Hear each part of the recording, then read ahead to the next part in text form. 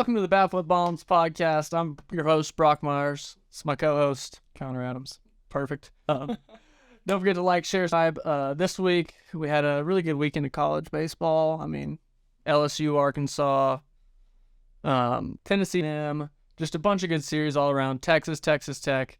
And it was just a great weekend for college. We enjoyed it. Yeah. But we're ready to get into this week and see what this week holds for us. One thing that I know you mentioned to me when we've been talking is the Big West.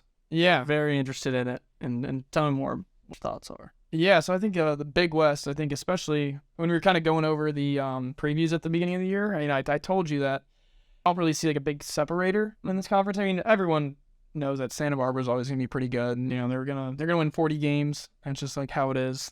They're going to be a good team. But I think if you look at the conference as a whole, they have a bunch of good other teams this year. I mean, obviously, you have UC Irvine, who's always a solid program. Fullerton, always a solid program.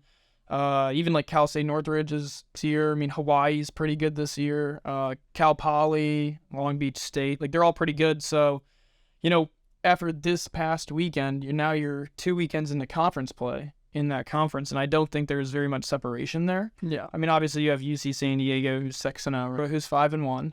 So obviously, those are kind of leading the pack. But there's so many good teams, 4-2, 3-3, that I don't really see much separation the entire year. I like to coin the Sun Belt of the West Coast with pretty much a toss-up. Who's going to really like win the conference or, be really here. So that's what I'm seeing. I'm seeing a lot of good baseball. Like their conference play is going to be really, really. I think every single weekend is going to be tough. I mean, if like Santa beat Cal State Northridge went 2-1 this weekend, they could go play Long Beach State at Long Beach State, and it's just you don't know what's going to happen. Yeah, exactly. That makes it so interesting too, because California schools pretty much. So like you're going to get a bunch of really good players and people that kind of get overlooked by some of the bigger schools, like maybe some Arizona schools too. So you're going to have good baseball. Like it's going to be clean baseball, fun to watch, pitching duels. Like it's a lot of good baseball that's just entertaining. Yeah. And I think that like even like if you look at like the Pac-12, like they're obviously dominating like the West Coast over there, Mm-hmm. but I still think these teams are like they can beat those teams any day of the week. Like if you put Irvine, Fullerton, Santa Barbara, if you put that against like a USC this year, or even like a Washington State or something like that, or Washington, they're gonna hold their own. So I think like that conference is just like special in the terms of like they can beat anyone, and it's just good solid baseball all around. Yeah, I mean, kind of thinking a lot of the schools in the Big West, like Fullerton, probably has a better program history than a lot of the Pac-12 teams, and probably more College World Series, anything like that. Yeah, so I think it's gonna be awesome to see how it plays out. I really don't know who's gonna win. Probably my take, Santa Barbara. Yeah, but it's gonna be good. I expect to get like 2, 3, 4 teams, and I think it should be for sure. Yeah, I mean, when I'm making the mid-major college, like the mid-major rankings, it's tough to figure out which teams to put in and which teams put in the top 10, because they all have pretty decent records, and so it's just tough to differentiate which teams are better than the others. But I think Santa Barbara's kind of pushed himself to the yeah, definitely my favorite. And we get to go to Hawaii. Yeah, that's not a bad deal. Getting to go to Hawaii is not a bad deal. Not at all. All right, and continuing off that, we kind of wanted to, after watching this past weekend's games, we know LSU, big dog of the big dog this year. Oh yeah, like one of the best college baseball teams that we think we've ever seen. I mean, last year's Tennessee team was really good, and you can't get into this saying it's going to happen every year, but I think LSU has kind of shown themselves to be head and shoulders above the rest, talent-wise, like hitting and pitching. I mean, it's insane. I mean, to me, I like to compare it to, what was it, 2019 Vanderbilt team that we played. For those who don't know, they had AJ Bleday, they had Austin Martin, Philip Clark. I mean, on the mound, what was that? Kumar. Who was their guy? They had Drake Fellows. Yes, Drake Fellows. And Listen Hickman was like there was some Sunday guy. Just that team was unbelievable through and through. I think all drafted. Yeah. And playing that team out, I remember playing them and getting done playing them. Of course, I got rocked. But after playing them, I was like, that team should win the College World Series, and if they don't, I'd be surprised. Yeah. And I think honestly, I hate saying it. I hate putting that burden on LSU this year. I would be surprised if LSU doesn't win the College Baseball World Series this year. Yeah, I think for what we've seen so far, It's sure. It's crazy. In my opinion, I might say it's more talented. I mean, if you think about it, you have, Tommy Tanks is like, he's getting hot. yeah, he's getting Dylan Cruz. Like, how you raise your average from 5? How do you go from 5'10" to 5'30" playing Arkansas? I mean, that's just absurd. It's crazy. I mean, if you look at their this year, I think like it's unbelievable. The fact that Skeens, I don't even think he still has an at bat this year. I know, it's crazy. But dude who hit like 410 as a freshman, 330 as a sophomore. Yeah, I not even getting ABs. That's insane. I mean, the fact that I looked at the score from Friday and I saw that they lost in extras, and I was like, oh, like Skeens got hit, right? No. He run and he had what, like 12 to 11, 12. Yeah, It's like, him leading the charge is gonna be a nice full 102. Did he really? Yeah. Oh gosh, I mean, dude's electric. Yeah, he only threw like in his first 25 pitches. He only threw like one under 100 or something like that. I mean, that's incredible. I mean, I don't know. I don't see them losing the SEC regularly. I feel like there's no. I mean, if Arkansas can't even beat them when winning the Friday game, I don't see anyone really. I mean, someone might sneak a series, like Tennessee might be able to. If you look at it, like I don't know whether they're playing. Yeah. Probably not. Vanderbilt might be able to with their pitching staff. Do they match up this year? I don't know if they do. But if they do, then maybe. But like whole season, no way. No way. And in my opinion, this is the best college baseball team I've ever seen. Yeah. So, and we played. So you do think they're better than Vanderbilt? I do think they're better than Vanderbilt. See, I'm probably going to disagree with you. I do think Dylan Cruz is probably better than any player Vanderbilt on that team. Yeah. And Tommy White's really good, but yeah, Martin, Blade, Clark, Hickman, Fellows. I mean, I think that's really, really tough to beat. Like, that was one of the very few times where when our team went into the game where I was like, we're not winning this game, boys. I mean, not much we can do to help ourselves. No, I mean, I probably saw one of the longest home runs ever. Hit one that, I don't know. It could, if there wasn't a light pole there. If there wasn't a light pole, it would have gone off the score. It was absolutely mashed. I think I threw the only game, and it was the second inning, and they could have scored. There was a guy on third, and there was a line drive hit to our third baseman, who at the time I think was John Dyer, actually. But, yeah, that was insane. And, yeah, I do think LSU is better than Vanderbilt. But yeah, it's going to be good. Vanderbilt's playing a lot better than I really expected them to. I thought they've been dominant so far in SEC this year. Yeah. Oh, yeah. No, they've been surprising me a lot. I thought that their lineup wasn't going to be. I talked to you about it. Yeah. Their lineup it's not doing very well. But Parker Noland, he's been playing unbelievable. Was his name like Shrek? Yeah. I mean, he's been dominating. Diaz has been really good too. Yeah. I mean, even hopefully he's getting things going a little bit now. I think once he gets things like in a rhythm and stuff, and I think they're gonna be really good. And their pitching staff obviously has one of your like big points. Yeah.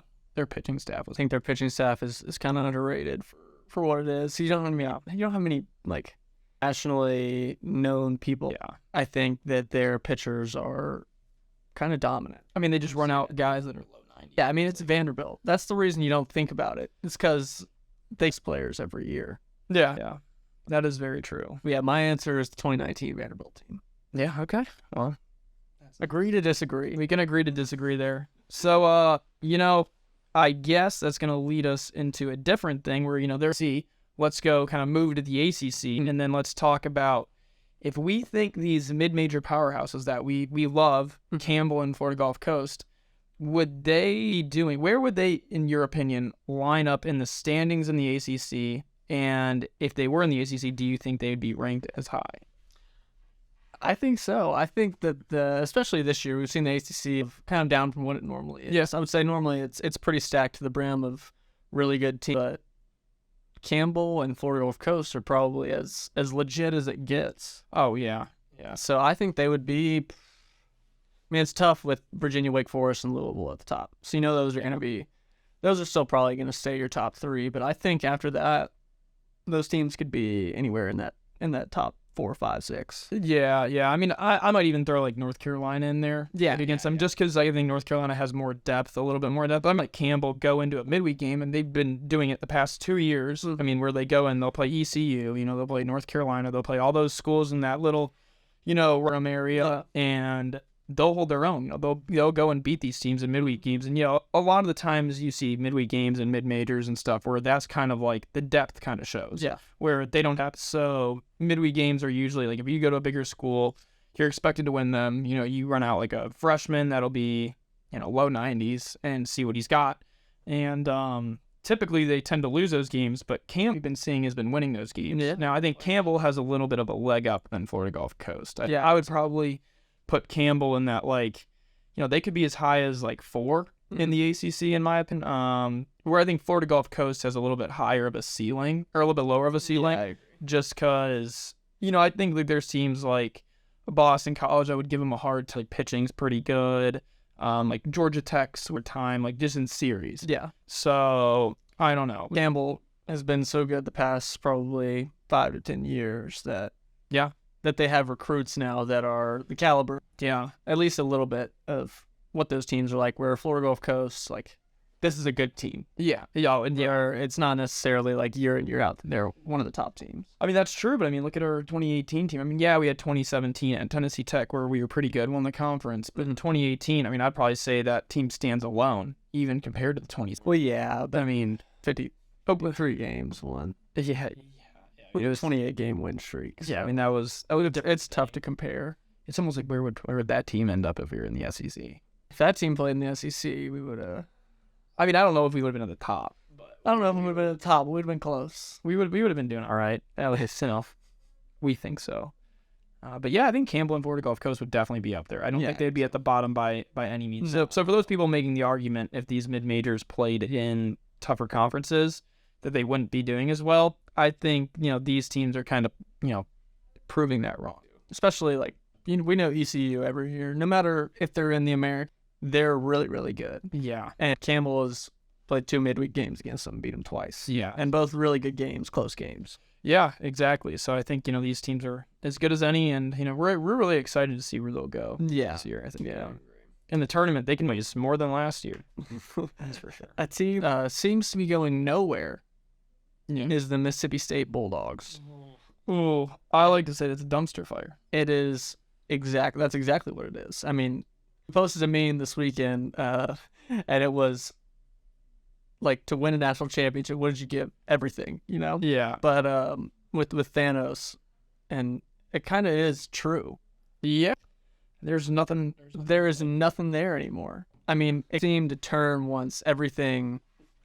Like, once Landon Sims tore his UCL last year, or whatever his injury was, everything switched. Yeah, and it's not like they don't have the talent. Like, I think that's, like, kind of like the biggest thing is you look at some of the guys that they run out there, and they'll be, like, 94, 95, and you're just like, how is this team winless in, their last 7 SEC games? You're kind of just like, this shouldn't be happening. And I think to kind of speak it into some terms that people might understand a little bit more that aren't necessarily familiar with, like, being in a college locker room and stuff, like, there's definitely something going on behind the scenes, because you don't have guys that are thrown out and you can't win one game in 17 games. Oh, I know. That's crazy. Like, I could go out there and, I wouldn't say take a bunch of misfits, because that's not going to be the right term, but, like, I could take a bad mid-major team and throw them in 17 SEC games. I mean, obviously playing the field, not playing just Vanderbilt, but playing the field, and they'll probably sneak out 1 in 17, or close to that. So obviously something going on behind the scenes there.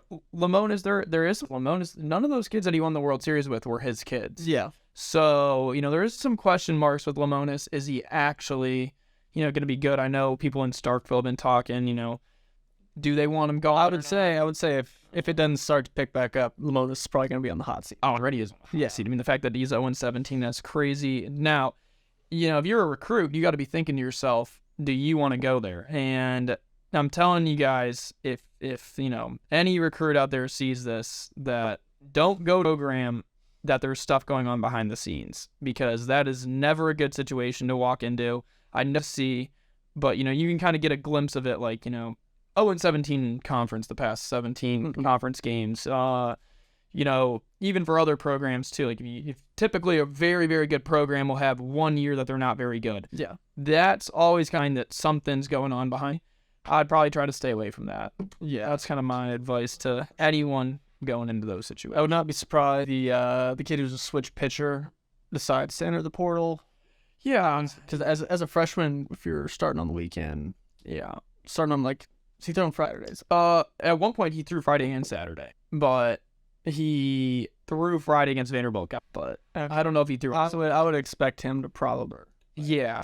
I mean, I don't know. That field's really nice though. Hopefully they can turn on soon because we all love good Mississippi State. Yeah, well, Mississippi State's good. The atmosphere is unbelievable. Again, you're gonna get that Mississippi State-Ole Miss rivalry, which is probably one of the best rivalries in college baseball. Yeah, probably the best. Yeah. I mean, honestly, I can't think of anything better. I mean, I guess some people might say if South Carolina, Clemson, if Clemson right track, maybe them. I mean, Florida State's always a good matchup, but not one of the. Yeah, nobody's really tuning in to watch the atmosphere. I mean, Vandy, Tennessee at Tennessee, I think is electric. Oh, it's still nothing compares to that Ole Miss, Mississippi State atmosphere, especially in Starkville. Yeah. I mean, that place gets it's the two biggest stadiums in the country as well. Yeah, so I don't know. I wish them the best of luck, but obviously something's going on there. Mississippi State needs to figure something out because if they miss the SEC tournament again, Lamonis is definitely on the hot seat. Yeah. Afterwards. Yeah, but I think that kind of to a different point because you're talking about if you're the freshman transfer. Mm-hmm. I kind of want to talk to you about, do you think the transfer portal hurts or helps more people? Now, I think this is kind of a question mark that probably everyone in the college baseball world is kind of wondering themselves. Everyone kind of thinks it's a good thing. Yeah. Everyone's okay, well, you get guys that can now go to a different school. If that school doesn't fit them, then they can go to a different school and play right away instead of having to sit out, or maybe even those D1 guys that would have to go to a JUCO. Or what happens if you're a junior in a Division I school? Then you can't go to a JUCO, so you have to go down to D2, and now that kind of eliminates it. But does it really more people than it hurts? And I think that's kind of a question that's not really talked about. Yeah, I would say, it's gonna differ person to person. Yeah, from my point of view, I stayed loyal to the team my entire years I was there, but I can see why people would leave. And when I was kind of recruiting you to come to Tech, it was a lot of vision. There were consequences for you transferring. I think there should be consequences for transferring. I think you should have to sit out a year. Yeah. I'm not a fan of the transfer rule unless it's like it was before for grad transfers. Yeah. When you make a commitment to something, your commitment. Yeah, no, I agree with that. I mean, obviously, I was a freshman and transferred from a school in my fall. I think, a big thing a lesson that I learned is that transferring, I really had to know exactly what I moving forward. I couldn't sit there and just say, I'm just going to go to this school, whatever school offers me. That's the biggest name. I'll just go there because this is to be a good fit for me. Because that necessarily isn't going to be the case. Looking back at it, even if everything out of high school, you kind of just pick the biggest school or something like that. And, you just think it's going to be a good fit, and it might not necessarily be the best fit for you. Yeah. So I think back when the transfer portal was, okay, you have to sit out a year if you want to go to a D1, I think it forced kids to really think about it and really figure out, okay, well, what do they really want out of this? And when they did that, then they can make a better decision for them, a better spot, be here, and all that other stuff. But I also think this transfer portal kind of gives us a sense where kids automatically, they have a false sense of reality that if a school recruits them, that automatically means they're going to play right away. Yeah. Especially when they're not coming out of high school. Because I know a lot of kids out of high school, you're okay, I'm going to develop at least a year, maybe my second year too, and then get a third and fourth year and so on. But, I think whenever the transfer portal is for JUCO guys or grad transfers, it was a lot of the time a school coming in saying we need to fill this need, and then they would go out and get a guy from a JUCO, and if they got a JUCO guy, that typically meant that JUCO guy was probably going to fill that need for that year. And those JUCO guys ended up playing right away or pitching a lot right away. And then now you're having a situation where you would kind of say kids are somewhat you can kind of get rid of kids, and there's not really a consequence because a coach of a school wanted to get rid of all their outfield, they could get rid of all their outfielders, say, okay, here's 5 guys gone, and then they could bring in 6 JUCO guys, freshmen, transfers, and say, all right, three people have to figure it out, and then that's it.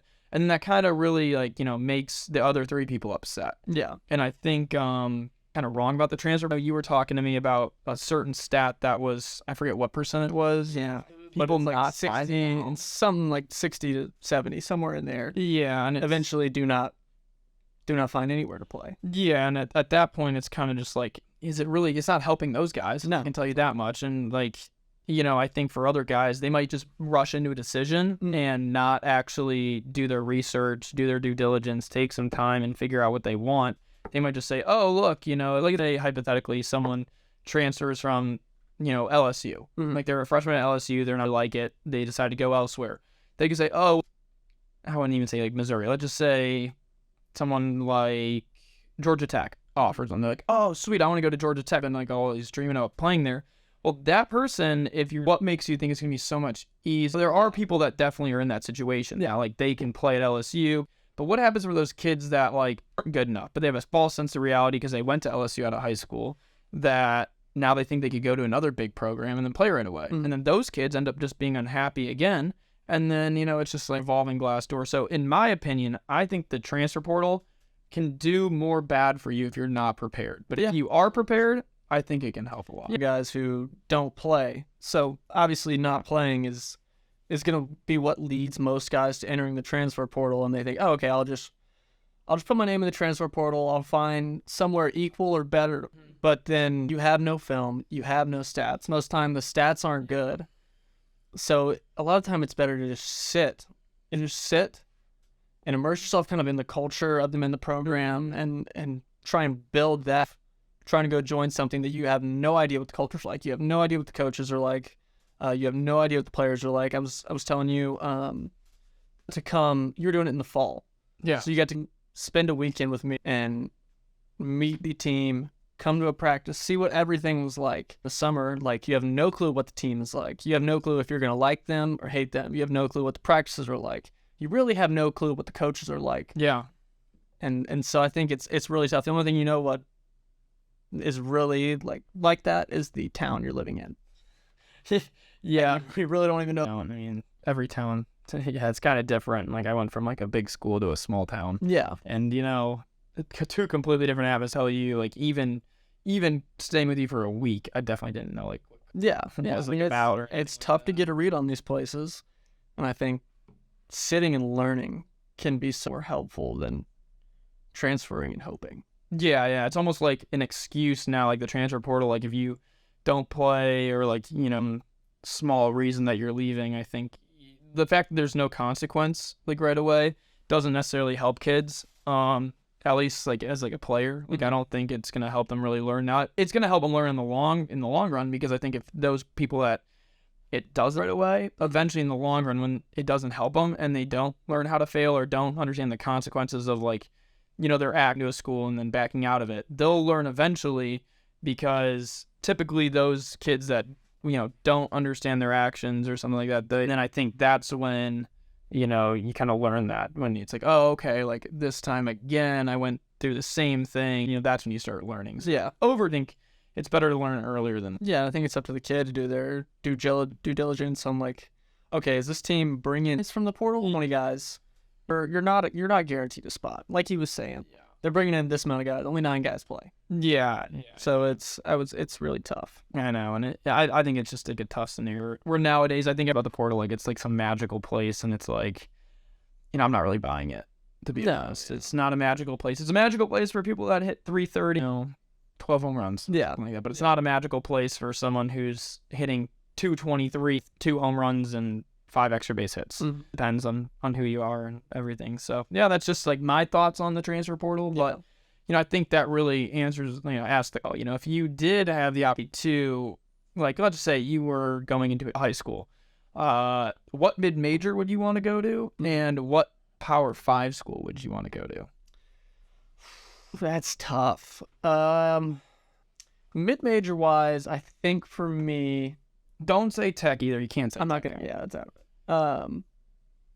Mid-major wise for me, I probably want to go to Our mid-major or everybody else's mid-major?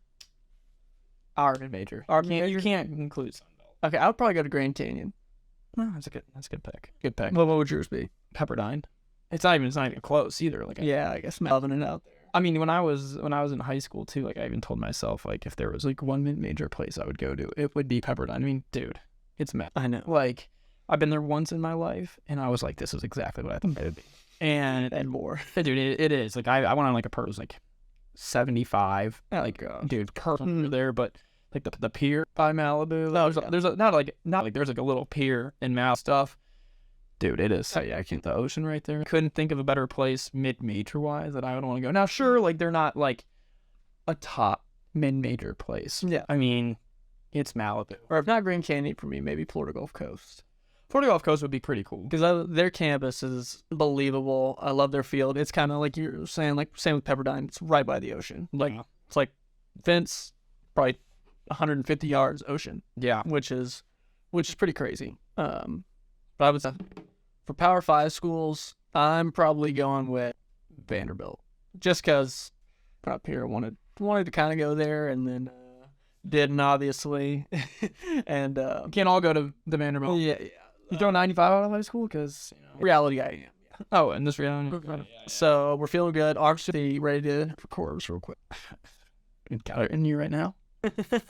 I'd probably also say Vanderbilt, but I'm gonna throw out another one that I wouldn't say is necessarily my dream baseball school, but it's a place that I went out to Driveland for a couple weeks in Washington. My sophomore, junior year, one of the 2 years, and I had the opportunity to go to Washington's campus, and University of Washington blew my mind. Yeah, like I think that is like definitely something that I didn't see coming. There's like one part of the campus that like looks out, and it's like a quad area almost. It's big, and you can see Mount Rainier in the background, and it's awesome. Me being like I love mountains and stuff like that. That'd be awesome. Like their baseball field's super nice. If Colorado had a baseball team, I would say Colorado. I believe they don't. In a heartbeat. Your mid-major, you can change to Northern Colorado. No, I don't want to go to Northern. No, not Northern Colorado. You don't want to go to one of the worst programs in the country. They are pretty bad. They are one of the. Sorry, Northern Colorado. If there's Colorado people watching. Yeah, I know we had a big audience in Northern Colorado. Yeah, I doubt. But yeah, I wouldn't want to go there. No, not what it is. Could go to Air Force. I forget there. Where are they at? Colorado Springs. It's south, a little Denver. Beans was. Well, he left. Yeah. Well, probably because he threw 100. Yeah. But yeah, I'd probably say Washington, which is a weird one, and then Pepperdine is my mid-major. Yeah. If I was gonna give another one for Power 5, it'd probably be. Don't say Tennessee. I hate Tennessee. It'd probably be UCLA, somewhere like that. Yeah, like West Coast. Stanford, maybe. Yeah, Stanford would be great. The education. Yeah, I'm not actually this crowd. I don't think I could. In this false sense of reality, you also don't get good grades. Yeah, you give and take some things, and I can't have that. I'd probably go Arizona then, or Arizona State. In Arizona State's always just because it'd be a good time. Yeah, I mean, hey, on the weekends you'd have some fun. I would have played with Spencer Torkelson, so that would have had no more draft picks. So that'd been nice too. Yeah, that would be pretty cool. You'd have fun on every single weekend. Yeah, for sure. If you'd want. I mean, that's up to anything. But yeah, that's definitely picks in the transfer portal or the hype world that we throw 95 in high school. Oh yeah. Yeah. So I moved to our picks this week. Let's get into it. Yeah. So the first one will go Texas and Oklahoma State. Now I think this is a very interesting. Oklahoma State I think is been pretty good the rest of the year, but Texas is hot right now. They just swept Texas Tech. And I mean, I think this one's going to be a really good one. Yeah, this is weird. I mean, I think Oklahoma State definitely has the better roster of the two. Yeah. It is really hot. Obviously, just swept Texas Tech. I don't think anybody really saw coming. And they're on like a 14-game win. They're on a lot. And so, this is tough. With it being, where's that? It's at Oklahoma State. So I think I'm going to go with Oklahoma State. I don't want to go against you. But I'm not gonna go against you. I'm gonna go Oklahoma State this week. I wanted to go Texas. Like if Texas comes in and wins this series, I'm just gonna be pissed at myself. But I mean, I just have a lot of faith in Oak. I think they have a good team. They've been playing really solid. You know, I'm gonna go with Oklahoma State. Yeah, they're gonna be looking. They've also been playing really well. They have, which I don't think we can overlook. It's like Texas is hotter, but Yeah. Oklahoma State's good. It's tough. LSU and Tennessee. This is, I guess LSU dropped a game last weekend, so that was Tennessee swept. well, same with they played the same LSU played the week before. Yeah. LSU beat the crap out of them. Yeah. So I think this will definitely be interesting. Obviously, I'm going to take LSU just because what we were talking about earlier. This might be one of the best teams ever. But I'm really, really for that Friday pitching matchup.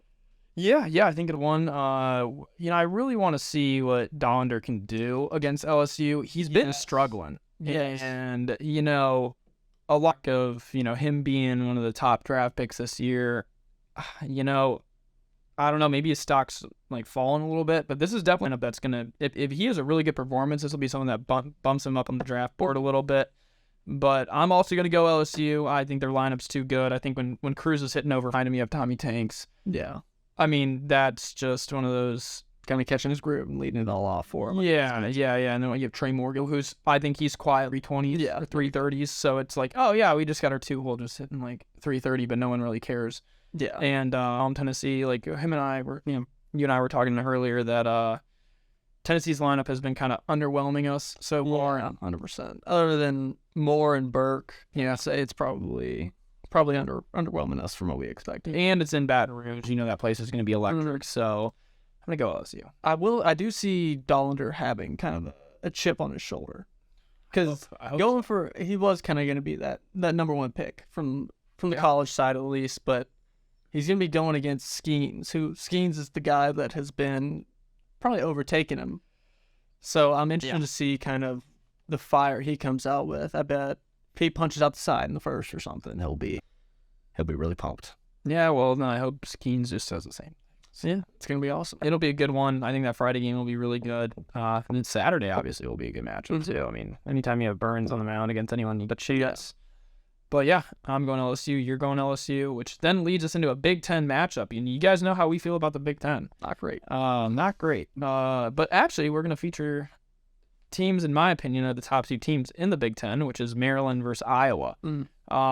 We had Iowa in this before. I picked Iowa, which didn't go so well for me. They went 1-2. But we're going to go Iowa again. The reason why is they're 19. They're actually on a pretty big winning streak. They're at home. Throw pretty hard. I think that, and once you get away from Maryland's really tiny baseball field, I don't know if you've ever seen it. It's ridiculously small. I think that, you're going to make them hit a little bit more against some better quality pitch to kind of be tougher for them unless Iowa decides to walk the house. Yeah. I'm going to pick Iowa there. Yeah, I think I'm with you there. I think Iowa kind of gets overlooked. I mean, a lot of places have them at number 25 where it's like, what's going on? Yeah. They're 19-3. Give them some credit. Obviously, they are in the Big Ten, like we said, which isn't great. The Big not legit. But I think Iowa's going to take this one. I don't think Maryland is as good this year as they have been. Yeah, and I agree with that. Let's go on to the next one. UC San Diego, UC Irvine. That Big West matchup. If you just said it was a toss-up earlier. And so, this is kind of interesting to me because UC San Diego is on a hot streak. Irvine actually was doing really, really well at the beginning of the year. I think this is somewhere on paper that some might say Irvine looks a little bit better, but they're not playing as great recently when UC San Diego has been hot right now. So I think it'll be a good one. I'm going to go Irvine just because they're the Anteaters. Anytime you're the Anteaters, you got a shot. Yeah, you got a shot. I'm going to go with San Diego. I think they've just been playing too well lately. I think they're too hot right now. I think they're going to keep it rolling into this weekend. Yeah. No, I mean, it's it's a toss-up. It's not like I'm going to disagree with you on that one. I just think that, maybe Irvine's got them locking them right now. But yeah, then it comes to our final matchup of the week. It's some SWAC play. Bethune-Cookman and Florida A&M.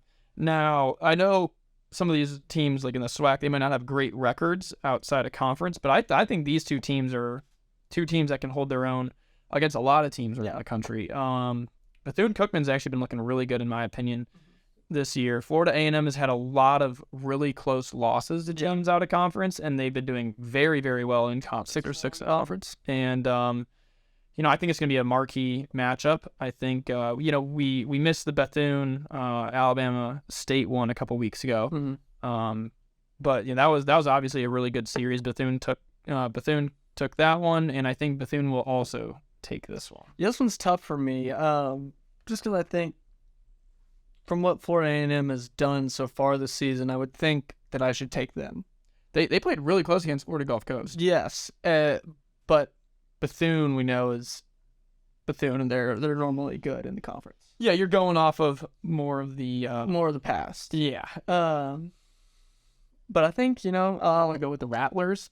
I'm gonna go Florida A&M. I like it because I like the Rattlers. I like what they're doing down there. I think they're a lot better than people give them credit for. I think they got a chance to win the SWAC this year. Yeah. I proved that this weekend. I mean, I think in the SWAC there's really a 3-team race here. Right? Yeah, Florida A&M, Bethune, and Alabama State. And I'm actually really excited for that because I know in the past, like Jackson State was really, they had a really good record last year, and then Alabama State, historically has always like been really good at that conference. We played them when I don't know what year that was, 2020 or 2021, one of those 2 years, and they were pretty good that year as well. They had actually a really good arm that they threw against us on a Saturday game, and it's always like there's one team that's really good in that conference, has a really good record, and then it always seems like there's an upset that happens. I know Alabama State won the conference last year, which was expected, but I'm actually really excited the fact that there's like a 3-team race this year. Yeah, so I think it's good. I mean, Alabama State's always pretty much going to be the favorite, but you always have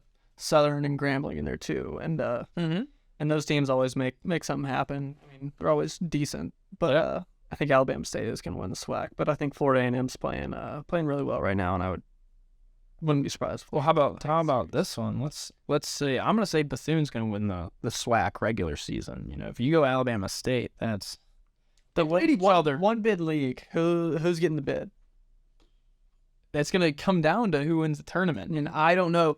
I'm still gonna go Bethune. I think Florida A&M can make some noise because they can hit a little bit. And they played good teams close, so it's like if they get hot, they can play well. But Alabama State's always going to be pretty good. I don't know. I'm thinking that conference tournament's going to be really good this year. Yeah. I think what you're looking for is hot, cold, hot. Yeah. Right? Like as the season goes along. Yes, it is. Joel, thank you. And so I think you want to go hot, cold, hot because those are always normally the teams that are playing the best at the end of the year. And they've played that good non-conference at the beginning of the year. Maybe struggled at the beginning of conference play, but then got hot at the end, and that's where you really want to be. Yeah, no, I totally agree. But I'll take a look at the SWAC tournament. Whenever that conference tournament comes out, there's a bracket that comes out. Brock and I will do our little brackets for each conference, and see what happens. All right, and that is it. Thank you guys for watching this week. We'll see you guys next week. Don't forget to like, share, subscribe. Peace. Yep.